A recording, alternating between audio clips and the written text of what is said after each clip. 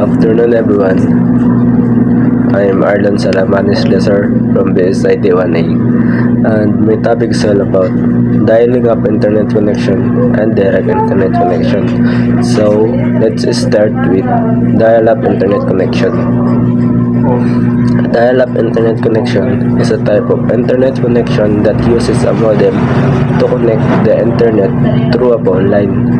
It works by dialing a phone number to connect an internet service provider and then sending and receiving data over the phone line.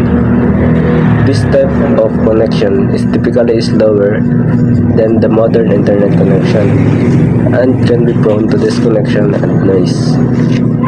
So, basically, ang dial-up internet connection ay gumagamit ng modem para makakonect sa internet. And this type of internet connection ay hindi siya consistent and mahina ang nabibigay niyang internet. So, this is the process of dial-up internet connection.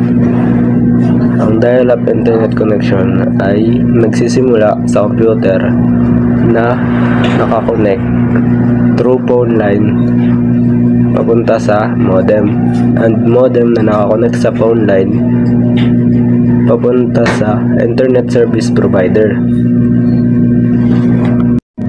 This is the examples of modem. And now, let's proceed to direct internet connection. A direct internet connection is a type of internet connection that connects your device directly to the internet without relying on a third-party service provider or a shared network. This type of connection provides faster speed, higher reliability, and increased security.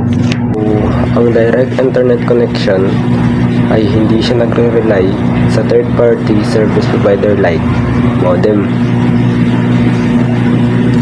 Unlike sa dial-up internet connection, ang direct internet connection ay consistent ang nabibigay na internet at faster speed and high reliability. This is the example of direct internet connection. So, pag binuksan mo ang Wi-Fi or data ng iyong device, ay direct itong makakakonect sa internet